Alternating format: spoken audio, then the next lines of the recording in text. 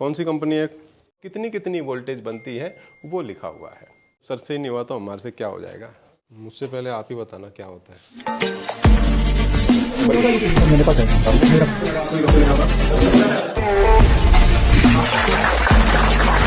बढ़ती चली जाएगी। दोस्तों, पैनल के बारे में सिर्फ थोड़ी सी बेसिक जानकारी भी अगर आपको है तो नो डिस्प्ले की खराबियों को आप काफ़ी हद तक ठीक कर पाएंगे। आज की इस वीडियो में हम ऐसा ही एक उदाहरण आपके सामने देने जा रहे हैं। आज हमारे पास एक नो डिस्प्ले का 32 इंची का टीवी आया हुआ है। ये टीवी पहले किसी ने नहीं छेड़ा है, किसी ने भी इसे रिपेयर नहीं करा है। बिल्कुल साफ़ सुथरा टीवी है, बिल्कुल साफ़ सुथरा स्केलर है, साफ़ सुथरा पैनल है। तो इसको हम आज स्टेप बाय स्टेप चेक करेंगे और हमारे इन सभी स्टूडेंट्स के साथ आपको भी बेसिक जानकारी देंगे। आपको भी हम ये ज्ञान देंगे जिसके बदले में हम आपसे एक चीज़ ज़रूर चाहेंगे। क्या चाहिए होता है हमें ज्ञान के बदले में? क्या चाहिए होता है? गुरुदक्षिणा चाहिए होती है। कैसे दे सकते हैं यूट्यूब वाले? लाइव देखकर वो हमारे चैनल को सब्सक्राइब कर सकते हैं। अगर पहले से ही उन्होंने चैनल सब्सक्राइब कर रखा है तो वीडियो अगर अच्छी लग रही है तो लाइक कर सकते हैं, और अच्छी ना लगे तो डिसलाइक भी ज़रूर करना है, ताकि हमें पता तो चले कि वीडियो में क्या क्या चीज़ें हमें और ठीक करनी है। हमारे पास जो टीवी है आज, वो ये वाला टीवी है। कौन सी कंपनी है? हिताची। ठीक, हिटाची बोलते हैं, हिताची बोलते हैं, हिटाची बोलते हैं। ठीक है जी, तो इसको एक बार ऑन करके आपको दिखा देते हैं। ठीक,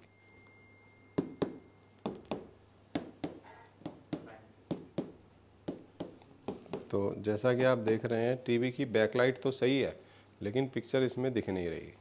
नो डिस्प्ले की प्रॉब्लम है। तो जब भी नो डिस्प्ले की खराबी आपके पास आए कभी भी, तो सबसे पहले आपको पैनल को चलाने वाली जो बेसिक वोल्टेज है सबसे पहले वही चेक करनी चाहिए। तो पैनल में जो जो ज़रूरी वोल्टेजेस बनती है उनके नाम लिखे हुए हैं, और कितनी कितनी वोल्टेज बनती है वो लिखा हुआ है। VDD वोल्टेज पैनल में हम सबसे पहले चेक करते हैं, जो होती है कितनी। इसे हमने चेक कहाँ करना है, उसके लिए टेस्ट पॉइंट अधिकतर बने होते हैं। टेस्ट पॉइंट उन जगहों को कहते हैं जहाँ पर हम उन वोल्टेजों को मीटर से चेक करते हैं।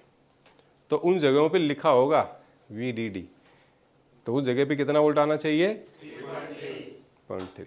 फिर हम चेक करते हैं AVDD। AVDD जिस जगह पर लिखा है या उसकी जगह पर VAA लिखा है तो हम वहाँ पर वोल्टेज चेक करते हैं। वहाँ पर हमें वोल्टेज 12 से 20 के आसपास मिलनी चाहिए। इसी तरह VGH, VGL और VCOM वोल्टेज हम चेक करेंगे। और सबसे पहले जो हम काम करेंगे, जो सबसे पहले शुरुआती काम है, वो ये है कि मेन बोर्ड से पैनल को चलाने वाला जो वोल्टेज आता है, पैनल का सप्लाई वोल्टेज, जो कि एक फ्यूज से होते हुए फ्यूज के रास्ते से मेन IC तक जाता है, वो आ रहा है या नहीं आ रहा है। क्योंकि मेन बोर्ड से जब तक वोल्ट नहीं आएगा ये बाकी वोल्टेज तो वैसे भी नहीं बनने वाले, है ना। तो सबसे पहले हम वो चेक करते हैं, उसके बाद 3.3, फिर AVDD, VGH, VGL और VCOM। तो इनको कहते हैं बेसिक वोल्टेज, जो किसी भी पैनल में हमें कैसा भी फॉल्ट आ जाए तो टेस्ट करनी चाहिए। तो हम यहाँ पर भी इन्हीं वोल्टेजों को चेक करेंगे। तो ये जो पैनल है, जो इसका स्केलर है, बिल्कुल साफ़ सुथरा है, कोई छेड़खानी इसमें या रिपेयर करने की कोशिश इसमें नहीं करी गई है। और यहाँ पे आप देख सकते हैं ये जो टेपें हैं ये अच्छे से अपनी जगह पे लगी हुई हैं। तो जो साफ एकदम पैनल आता है तो उनको ठीक होने की संभावना भी थोड़ी ज़्यादा हो जाती है। तो इसीलिए इसको आज हम देखते हैं करके। ठीक हो गया तो ठीक है, नहीं तो ठीक नहीं हुआ तो ठीक होएगा। आप तो कहते हैं ठीक होएगा, लेकिन अगर ठीक नहीं हुआ तो मालूम है क्या सोचेंगे स्टूडेंट्स, हमारे यूट्यूब वाले क्या सोचेंगे? जब सर से ही नहीं हुआ तो हमारे से क्या हो जाएगा। तो सर से नहीं हो पाया तो हम कैसे करेंगे? अच्छे अच्छे परीक्षा देते हैं लेकिन फेल हो जाते हैं। हाँ जी, अच्छे से परीक्षा देते हैं, हाँ, लेकिन फेल हो जाते हैं। कई बार ऐसा होता है। ऐसा होता है ना। इतने घुड़सवारी घोड़ों से, वो क्या गिरेगा जो घुटनों के बल चलता है, और डूबता भी वही है जो तैरना जानता है। तैरना सीखे ना इंसान सीखना चाहता है। और जिसको तैरना ही नहीं आता वो पानी में कूदेगा ही नहीं।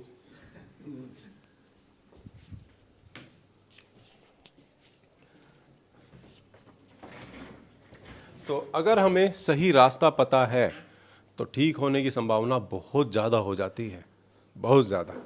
आज हम उसी स्टेप बाय स्टेप तरीके से काम करेंगे जिस तरीके से हम आप लोगों को सिखाते हैं, वही तरीका हम भी यूज़ करते हैं। ठीक है, तो आइए शुरू करते हैं। फ्यूज के इस तरफ कितना है और फ्यूज के इस तरफ 12 वोल्टेज है। ठीक है जी।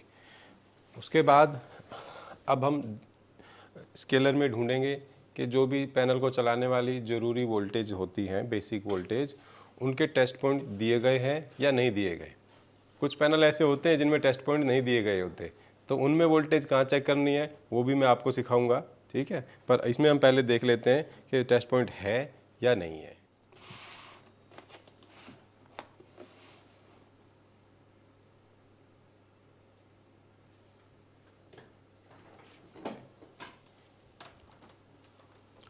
यहाँ पे आप देख पा रहे हैं क्या लिखा है, VCC। देखिए VDD की जगह पे VCC भी लिखा हुआ हो सकता है। ठीक है, लेकिन यहाँ पे इन्होंने साफ साफ बता दिया कि भैया जी 3.3 यहाँ पे चेक कर लो, यहाँ चेक कर लेंगे हम।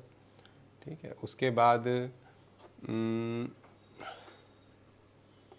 यहाँ पे आप देख सकते हैं क्या लिखा है, और ये एक वाइट कलर का निशान देख रहे हो आप, कहाँ दिखा रहा है ये जो पॉइंट है ये टेस्ट पॉइंट है।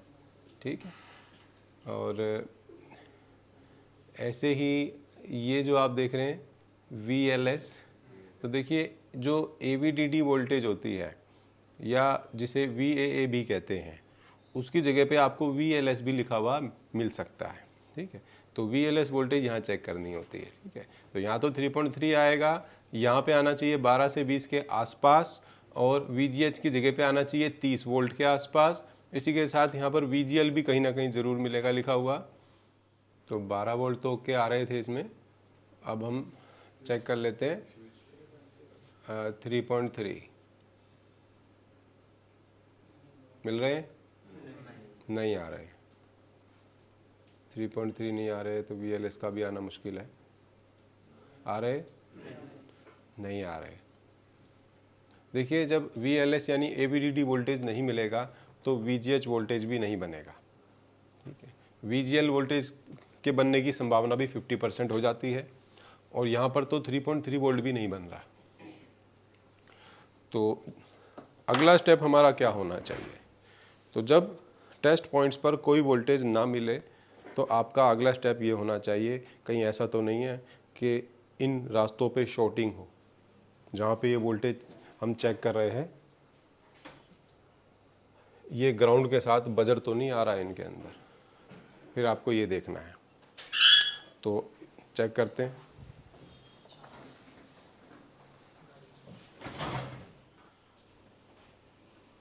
तो टीवी को करेंगे ऑफ, और एक वायर हमने ग्राउंड पे लगा रखी है पहले से। अब दूसरी वायर से हम चेक करेंगे सबसे पहले 3.3 की ग्राउंड के साथ क्या कंटिन्यूटी आ रही है। तो मीटर को बजर पे कर लेते हैं। कोई बजर है? कोई बजर नहीं आ रहा है।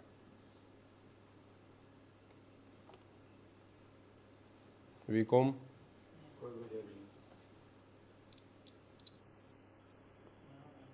VLS जो AVDD है उसके रास्ते में शॉर्टिंग है, ग्राउंड के साथ बजर आ रहा है। AVDD के रास्ते में जो शॉर्टिंग है दोस्तों, तो शॉर्टिंग होने का कारण सबसे ज़्यादा जो हमने देखा है वो होते हैं कैपेसिटर्स। तो जो भी कैपेसिटर AVDD के रास्ते में होंगे उन कैपेसिटर्स को पहले हम ढूंढ लेते हैं कौन कौन सा है, फिर उनको बारी बारी हटा के देखेंगे। इनके हटाने से ठीक होता है तो ठीक है, नहीं तो हो सकता है सोर्स स्कोप भी इसका शॉर्ट हो, क्योंकि AVDD वोल्टेज सोर्स स्कोप में भी जाती है, और अगर सोर्स स्कोप में शॉर्टिंग ना हुई तो फिर ये इसके ठीक होने की संभावना ज़्यादा हो जाएगी। तो अभी हम ये देख लेते हैं कौन कौन से कैपेसिटर शॉर्ट हैं और कितने AVDD के रास्ते में है। तो देखिए ये जो कैपेसिटर है दोनों तरफ से ग्राउंड के साथ बजर दे रहा है, क्योंकि हमने एक तार दोस्तों ग्राउंड पे लगा रखी है, तो ये दोनों तरफ से बजर दे रहा है। और जो AVDD के रास्ते में नहीं है वो एक ही साइड से बजर देंगे ग्राउंड से, दूसरी साइड से बजर नहीं देंगे। तो एक शॉर्टकट तरीका है शॉर्ट कैपेसिटर को ढूंढने का।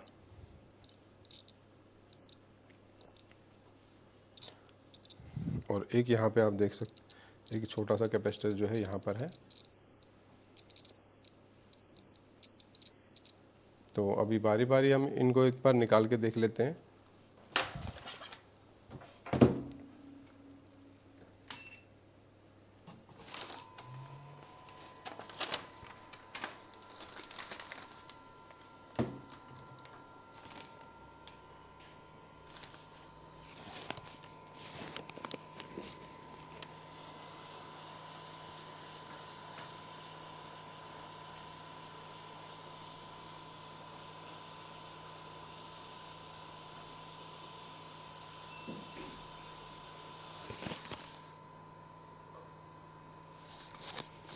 दोनों को एक साथ ही निकाल लेते हैं, फिर देख लेंगे कौन इनमें से कौन शॉर्ट है।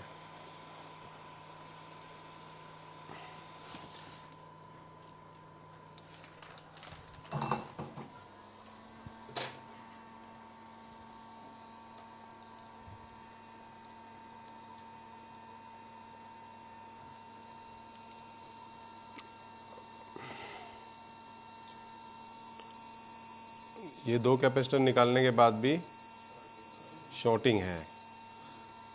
उसके बाद ये निकालते हैं छोटा वाला।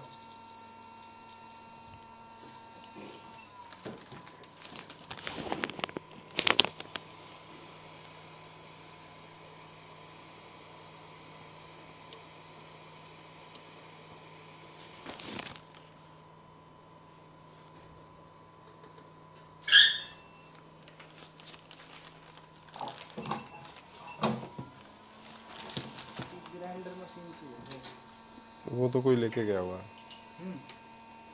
आवाज दिखा रहे थे ना।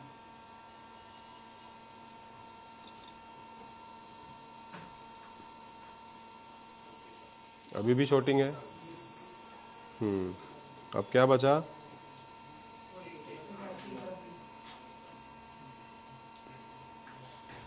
अब ये बचा, इसको भी निकाल के देखते हैं।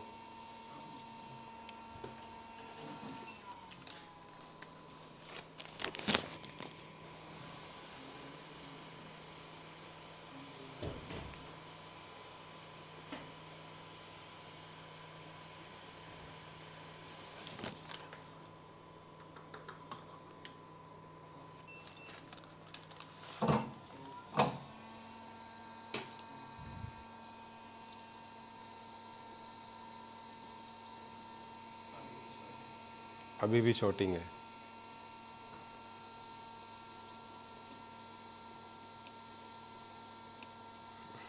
अब एक बार और देख लेते हैं कि और कितने कैपेसिटर इसके रास्ते में है जो दोनों तरफ से बजर दे रहे हैं।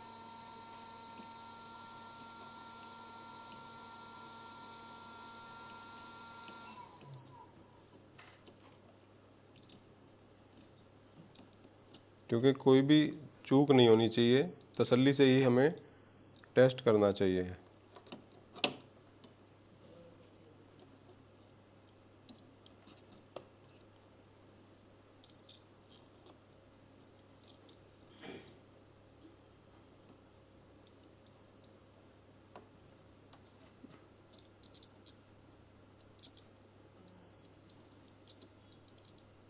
देखिए यहाँ पे है,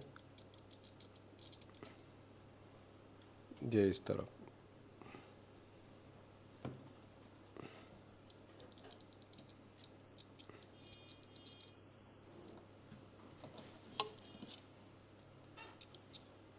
यहाँ पे भी है, ये भी, ये तो है ही नहीं सकता। और यहाँ पे देखते हैं, यहाँ पे भी है इस तरफ। आप स्क्रीन पे देख लो स्टूडेंट्स, यहाँ भी है। तो अभी इस तरफ अगर शॉर्टिंग हुई तो ये केबल निकालने से पता चल जाएगा। तो इसको हम निकालते हैं, निकाल दिया। अभी भी शॉर्टिंग है। ठीक है, अब इस साइड देखें, इस साइड शॉर्टिंग अब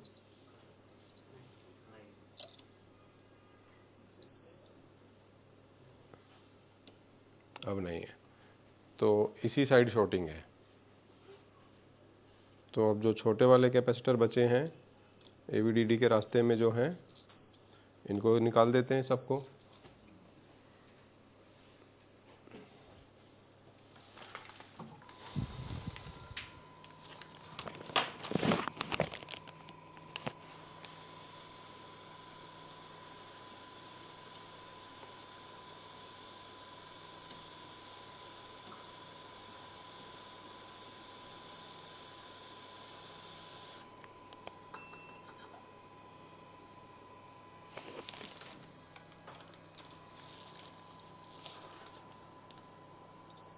अभी भी है।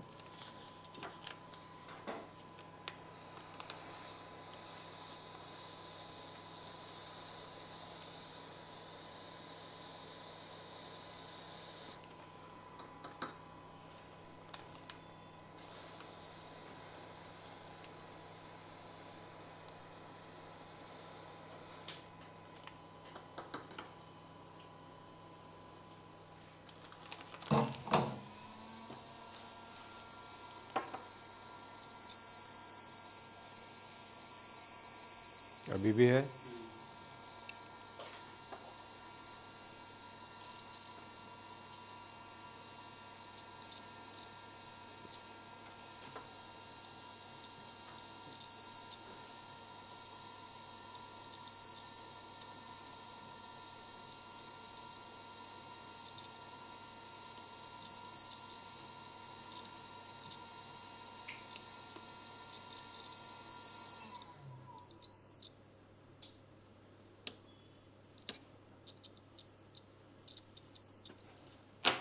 एक और है।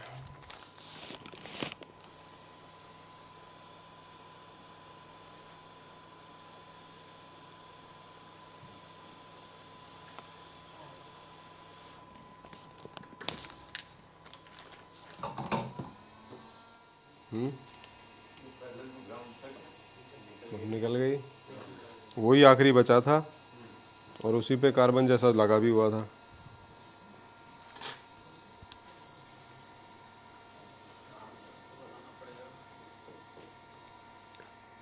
वो गिर गया नीचे निकालते वक्त ना, नीचे गिर गया वो। देखो कितना छोटा सा कंपोनेंट ख़राब निकला। तो एक छोटा सा कैपेसिटर यहाँ पे शॉर्ट था और उसको निकालने के बाद यहाँ पे शॉर्टिंग हट गई है। और अब हमने जो पहले कैपेसिटर्स निकाले हुए थे उनको वापस लगा देते हैं, और जो छोटे वाले निकले हुए थे उनकी जगह पे नहीं भी लगाएंगे तो कोई दिक्कत नहीं आएगी। उसके बाद पावर दे के चेक करेंगे कि क्या होता है।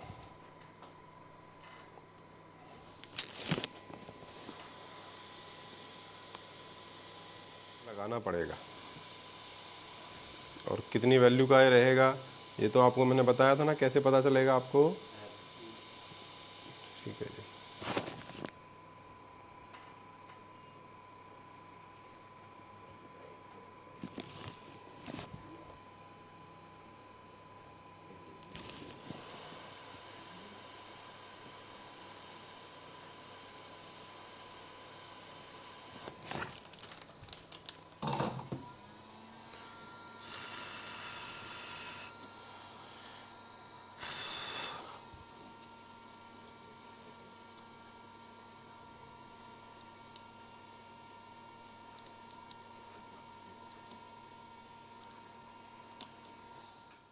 तीन 3.3 आ गए जी यहाँ पर। वैसे AVDD के रास्ते में शॉर्टिंग होती है तो हमेशा ऐसा नहीं होता कि 3.3 ना बने, बनते हैं वो बनते हैं, लेकिन कुछ भी प्रॉब्लम आ सकती है, कैसा भी पैनल आपके सामने आ सकता है। ठीक है, तो अब यहाँ पे देखते हैं ये कितना वोल्ट आ रहा है। 16 के करीब आ रहा है।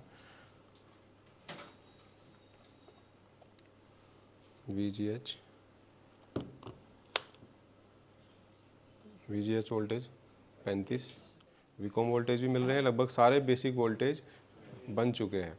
और अब टीवी में पिक्चर की क्या कंडीशन है ये भी देख लेते हैं।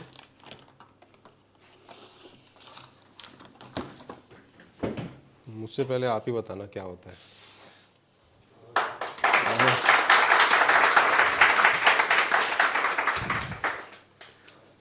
देखिए ये तो थी बहुत छोटी सी कमी, क्योंकि शॉर्टिंग का कुछ पता नहीं होता कहाँ से आ जाए। ठीक है, तो आपको हर रोज़ सुबह उठ के मन में ये सोच के दुकान पे जाना है कि भगवान आज हमारे पास आसान फॉल्ट भेजना है। पॉजिटिव सोच के घर से निकलना सुबह से शाम तक। हाँ, कि आज तो मेरे पास सारे ही आसान काम आएंगे, ऐसे सोच के जाना है। आसान आए या नहीं आए लेकिन काम होएंगे सारे। काम सारे होने चाहिए। ठीक बात है दोस्तों, जो आज का टॉपिक था कि अगर हमें बेसिक जानकारी है पैनल के बारे में तो हम काफ़ी हद तक पैनल को रिपेयर कर सकते हैं। बस हमें एक रास्ता पता होना चाहिए, हमें पता होना चाहिए कि हमें करना क्या है, और उसी तरीके से जब हम स्टेप बाय स्टेप चेकिंग करते हैं तो कमियां उन्हीं रास्तों पे हमें मिल जाती है। बस थोड़ा सा पेशेंस रखना होता है, फॉल्ट को ढूंढना पड़ता है। आज की वीडियो से भी आपको कुछ ना कुछ ज्ञान जरूर मिला होगा, और आगे भी ऐसी वीडियोस आपको मिलती रहेंगी। उसके लिए आप हमारे चैनल को सब्सक्राइब करें और बेल आइकन दबाएं। और अगर आपको कोई ट्रेनिंग लेना है राज इंस्टीट्यूट से मोबाइल या टीवी का, तो स्क्रीन पे दिए गए नंबर पे कॉल करें। तो दोस्तों मिलते हैं अगली वीडियो में।